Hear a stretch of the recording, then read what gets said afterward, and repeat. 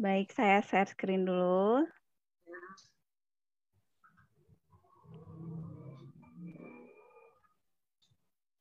Video saya tidak muncul ya.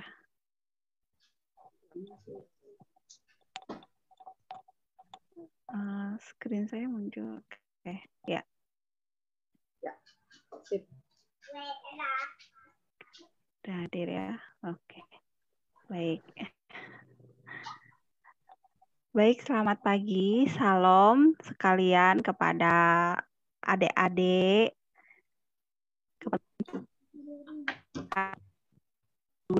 Kalimantan maupun Nusantara. Pagi hari ini saya diberi kesempatan untuk memberikan materi, bisa dibilang sedikit ceramah ya, yaitu materi kita dari Mapel Pendidikan Agama Kristen dan Budi Pekerti. Sebelumnya, perkenalkan, saya Merisa Anggriani. Saya bertugas sekarang di SMA Negeri 1 Kawasilir, Kecamatan Hampat, Kabupaten Kapuas, Provinsi Kalimantan Tengah.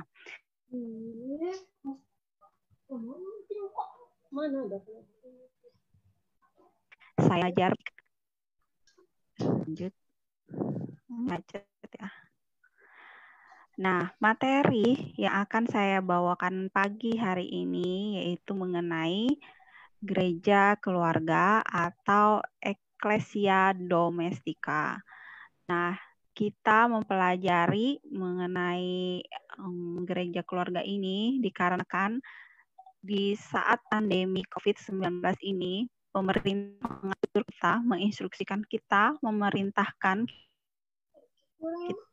untuk beribadah di rumah saja. Nah, itu maksudnya supaya tidak ada penularan COVID lagi yang lebih, tidak ada penyebaran yang lebih luas lagi. Ecclesia Domestica atau gereja keluarga. Nah, keluarga itu merupakan unit terkecil yang terdiri dari kepala keluarga dan beberapa orang yang berkumpul, tinggal dalam satu atap dalam keadaan saling berketergantungan. Nah, keluarga merupakan salah satu lembaga tertua dunia karena lembaga keluarga adalah pertama kali lembaga yang diciptakan oleh Tuhan. Keluarga sebagai gereja kecil itu adalah salah satu lingkungan pertama ya yang ada di dalam dunia sehingga anak-anak yang dilahirkan oleh ibu, anak-anak yang dididik itu adalah pertama kali pertama kali dididik, diajarkan mengenai keimanan dan ketakwaannya itu pertama kali dari keluarga. Oke, lanjut. Keluarga Kristen disebut sebagai gereja rumah tangga atau Ecclesia Domestica karena keluarga menampilkan dan mengungkapkan kodrat gereja sebagai keluarga Allah yang hidup dalam persekutuan dan kekeluargaan. Nah, itu tadi yang saya maksudkan bahwa keluarga adalah lembaga pertama dan tertua di dunia yang diciptakan oleh Tuhan, dan keluarga itu adalah perwakilan di mana yang menampilkan dan mengungkapkan kodrat gereja sebagai keluarga Allah, yaitu keluarga hidup dalam saling ketergantungan dan hidup dalam persekutuan. Gereja merupakan sebuah perkumpulan atau himpunan orang yang percaya kepada Yesus Kristus. Gereja perdana adalah persekutuan para murid Yesus dan orang-orang yang percaya kepada kebangkitan Kristus. Nah, itu adalah gereja perdana, yaitu ke-12 Rasul Yesus itu dan orang-orang yang percaya kepada Yesus dan percaya kepada kebangkitannya itu berkumpul, dari situlah gereja terbentuk. Dan gereja itu pertama ada di Eropa ya. Gereja bukan hanya terletak pada bangunannya, tetapi juga dari umat yang percaya kepada Kristus. Nah, itu tadi, gereja itu sebenarnya adalah diri kita sendiri. Gereja itu adalah hati kita. Jadi gereja itu tidak hanya berupa bangunan, tapi gereja yang sesungguhnya adalah diri kita. Nah, itu di mana 1-2 orang berkumpul itu merupakan gereja.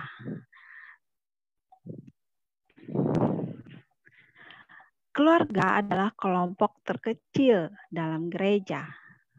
Gereja itu terdiri dari keluarga-keluarga yang percaya kepada Kristus dan yang berkumpul dalam satu bangunan gereja. Itu gereja besar, atau keluarga adalah kelompok terkecil dalam gereja.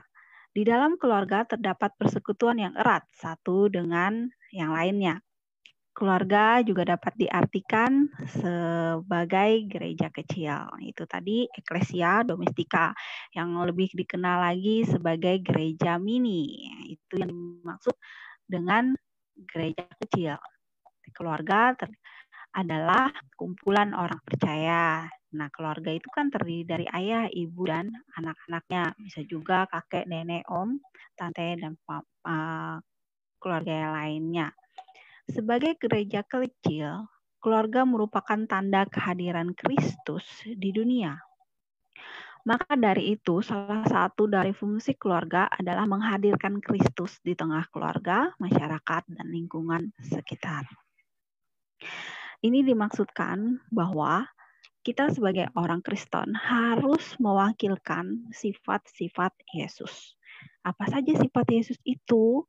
Ya, salah satunya adalah, dan yang terutama adalah kasih. Di mana kita sebagai umat manusia harus selalu menunjukkan kasih kita kepada sesama makhluk di dunia. Jadi tidak hanya kepada manusia saja, tapi kepada binatang dan tumbuhan. Kita menunjukkan diri kita sebagai manusia yang percaya kepada Kristus, yaitu kita disebut Kristen. Seperti itu. Kenapa keluarga itu diidentikan dengan gereja kecil? Nah, karena di dalam keluarga itu memiliki latar belakang realitas yang nyata yang menjadi dasar dari gereja. Dasar tersebut yaitu kesatuan, persekutuan, dan cinta kasih. Kesatuan jelas saja karena kita adalah satu di dalam satu keluarga, satu darah, satu ikatan. Dan persekutuan itu bahwa kita sebagai keluarga itu tidak bisa terpecah-pecah. Tidak ada mantan anak, tidak ada mantan ibu, tidak ada mantan ayah. Kita tetap satu keluarga. Dan cinta kasih itu jelas selalu hadir dan ada di dalam kehidupan keluarga. Sebab jika tidak ada cinta kasih, maka keluarga itu tidak akan terbentuk. Tidak akan terbentuk dengan sejahtera, tidak akan terbentuk dengan damai. Selalu ada pertengkaran. Tapi jika ada kasih itu di dalam keluarga kita, maka keluarga kita akan menjadi keluarga yang damai, sejahtera, senantiasa. Dan kita bisa menjadi perwakilan di lingkungan kita, di masyarakat, dimanapun kita berada, bahwa kita adalah orang Kristen. Kita adalah pengikut Kristus. Gereja kecil di dalam keluarga dipanggil untuk mewartakan kerajaan Allah. Nah, itu tadi yang dimaksudkan perwakilan tadi, bahwa jika kita hidup damai sejahtera, jika pribadi dan karakter kita baik, maka kita bisa menjadi perwakilan bahwa kita adalah orang Kristen dan kita menjadi suatu berkat. Kita akan bisa menjadi orang yang mewartakan bahwa kerajaan Allah itu ada, bahwa ya surga itu ada.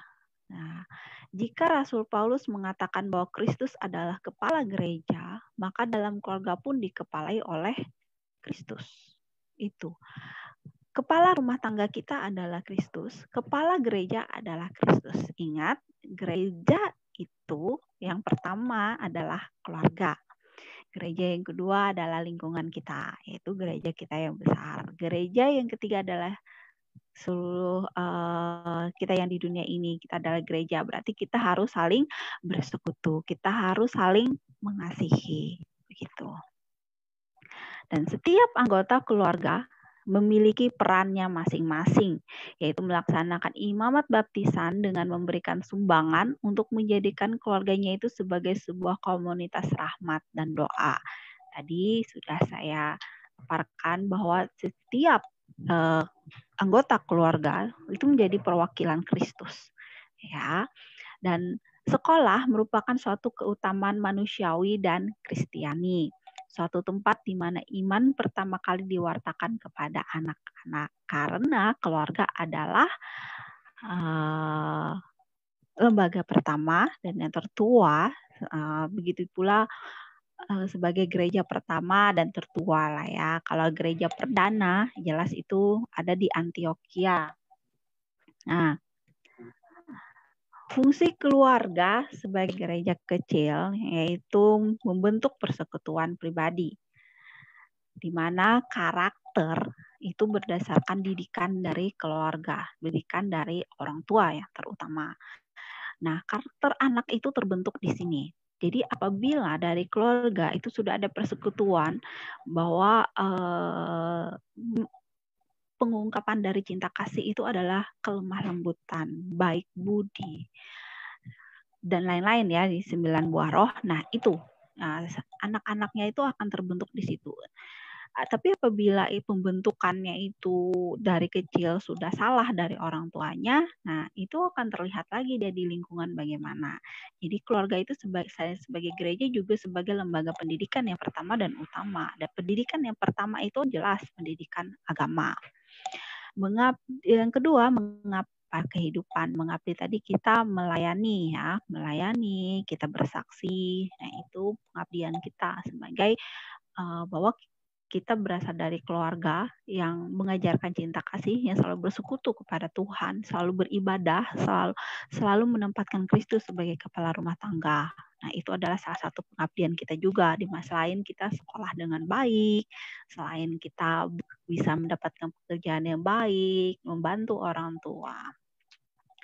Yang ketiga, berpartisipasi dan ikut serta dalam pengembangan masyarakat. Nah, itu salah satunya perwakilan kita tadi dari pembentukan kehidupan kita yang dari keluarga. Kita berangkat dari keluarga, kemudian kita hadir di masyarakat, kita dalam pergaulan kita, dalam lingkungan pergaulan kita, baik lingkungan pergaulan sekolah atau pekerjaan atau pergaulan di tempat lain, itu kita bisa menunjukkan kreativitas kita, bakat kita atau talenta kita. Misalnya kita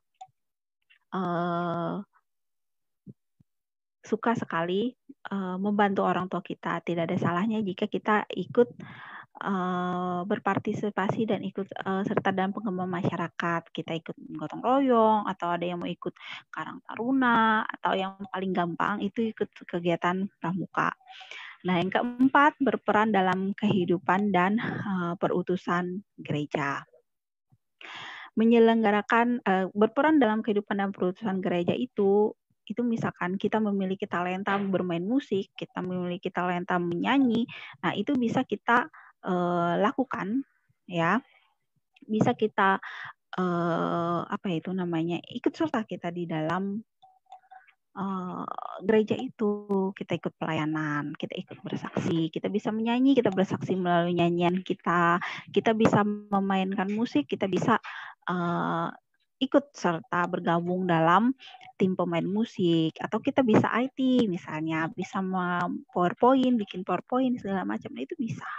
Dan juga kita mungkin bisa jadi ikut pelayanan, bisa kita tidak memiliki bakat menyanyi atau bermain musik, kita bisa ikut kok sebagai diaken. Nah, diaken sekarang kan banyak sekali yang di gereja-gereja itu remaja-remaja Kristen, luar biasa. Nah, itu salah satu pelayanannya, bahwa dia diutus oleh gereja.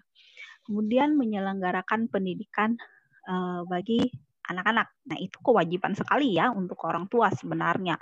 Orang tua itu wajib menyekolahkan anak-anaknya supaya anak-anak itu bisa mendapatkan pendidikan yang layak, karena pendidikan itu untuk memanusiakan manusia. Jadi anaknya jadi manusia yang sesungguhnya begitu, yaitu maksudnya supaya dia bisa terbentuk persekutuan pribadinya tadi, dia bisa mengabdi kepada kehidupan dan masyarakatnya, dan dia berperan aktif dalam kehidupan maupun perutusan gereja maupun di pelayanan lingkungannya.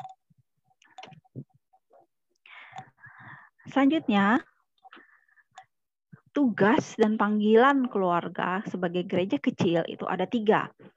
Yang pertama adalah panggilan untuk melayani, di mana keluarga itu mempunyai kekuatan untuk melayani dan menolong orang di sekitarnya. keluar dari jurang kehancuran menuju pada nilai kemanusiaan yang beradab sesuai dengan firman Tuhan. Nah, itu berdasarkan dari ciri-ciri tadi, ya, berdasarkan dari ciri tadi bahwa anak yang dididik dengan baik oleh orang tuanya, anak yang dididik berdasarkan buah roh oleh orang tuanya, anak yang dididik dengan kasih utama, yaitu cinta kasih oleh orang tuanya, pasti dia memiliki karakter ataupun pribadi yang sangat luar biasa baik. Dia bisa menjadi panutan bagi keluarganya maupun lingkungan di sekitarnya. Dia bisa membantu, menolong. Dia memiliki hati yang lembut, dia memiliki cinta kasih. Dia suka membantu, dia suka menolong. Dia melayani orang lain tanpa pamrih. Seperti Yesus selalu membantu dan menolong orang lain tanpa pamrih, tanpa imbalan apapun. Karena dalam saling membantu itu, kita tidak bisa tega membiarkan orang lain itu menuju ke jurang kehancuran. Misalnya ada teman kita yang lagi kesakitan, misalnya dia sakit perut nih, tapi kita diamkan, dia tidak ngajak teman kita ke UKS, nah itu jelas sangat tidak memiliki cinta kasih, kelembutan sama sekali, dan nilai kemanusiaan di situ tidak ada, karena salah satu nilai kemanusiaan yang harus ada dalam diri kita adalah menolong orang lain. Nah, kenapa kita harus menjadi manusia yang beradab? Kenapa harus sesuai dengan firman Tuhan? Karena kita dari awal sudah dididik oleh orang tua kita sebagai manusia-manusia yang berpendidikan, sebagai manusia yang memiliki nilai, yaitu nilai Kristiani atau nilai agama kita tadi, bahwa kita hidup dalam buah roh, dan yang terutama kita selalu hidup dalam hukum kasih yang utama dan terutama, yaitu kasih. Gitu. Kemudian panggilan yang kedua adalah panggilan untuk bersekutu, di mana kita di keluarga wajib untuk ibadah atau kebaktian dan doa keluarga bersama. Ini biasanya saya wajibkan kepada peserta didik saya, yaitu pagi ketika bangun tidur itu berdoa, menyanyi satu lagu lah, kemudian berdoa, kemudian malam sebelum tidur kita beribadah pukul 9 kalau bisa sebelum tidur, kalau tidurnya di atas jam 9, kalau sebelum jam 9 tidurnya beribadah pukul 6 sore. Kita beribadah, kita berdoa, ya. Terutama saya selalu minta kepada anak didik saya, kita berdoa untuk bangsa kita, berdoa untuk dunia, berdoa untuk supaya COVID-19 ini, pandemi ini cepat berlalu. Kenapa panggilan untuk bersekutu itu penting sekali dalam keluarga? Yaitu tadi penanaman pribadi yang baik, penanaman karakter yang baik tadi berdasarkan kepada persekutuan kita kepada Kristus, karena Kristus adalah kepala keluarga kita, persekutuan kita terhadap sesama kita, bahwa kita harus selalu memuji dan memuliakan, dan terutama kita harus selalu bersyukur kepada Tuhan bahwa kita sudah diizinkan hidup dan bernafas dengan gratis di dunia ini. Kita diberikan oksigen yang mahal sebenarnya, tapi gratis kita hirup. Kita mendapatkan pekerjaan, kita mendapatkan sekolah, kita mendapatkan teman-teman yang baik, dan terutama kita diberikan orang tua yang luar biasa. Nah, itu kita harus selalu bersyukur, dan kita harus selalu kita sertakan dalam doa kita. Panggilan yang ketiga untuk keluarga adalah bersaksi. Karena keluarga sebagai pusat untuk menghadirkan kabar baik bagi lingkungan. Sebagai usaha untuk menghadirkan Kristus yang memberikan diri bagi dunia. Nah, itu tadinya kita adalah sebagai orang percaya bahwa Kristus itu telah bangkit. Kita memberikan kesaksian kita bahwa kita hidup di dunia ini atas rasa syukur kita, atas kebebasan kita ini karena Kristus Yesus sudah mengorbankan dirinya untuk kita sebagai umat Kristen. Itu. Karena dasar dari keluarga itu adalah Injil. Keluarga sebagai tempat pewartaan Injil terkait dengan upaya keluarga semakin menghayati kehidupan Kristiani yang bermutu. Jangan lupa, karena itu dalam setiap rumah tangga harus selalu ada Alkitab. Kita harus selalu membaca Alkitab. Perjanjian lama dan perjanjian baru, kita hayati itu dalam kehidupan kita sehingga kita bisa menjadi manusia yang beradab, sebagai manusia yang memiliki nilai kemanusiaan yang tinggi, serta kita sebagai manusia yang memiliki karakter bangsa yang luar biasa bagus. Selanjutnya, dalam keluarga itu memiliki peran penting untuk memberikan bekal iman yang kokoh untuk mengarungi kehidupan. Ingat, kunci anak cerdas, kunci anak berkarakter, kunci anak itu memiliki berkat dan menjadi berkat untuk lingkungannya awalnya dari keluarga. Keluarga memberikan didikan yang baik, maka anak pun mendapatkan didikan yang baik sehingga dia bisa membagikan pendidikan yang baik juga untuk lingkungannya. Demikian dari saya. Materi pada pagi hari ini saya berikan kesempatan untuk tanya jawab. Terima kasih.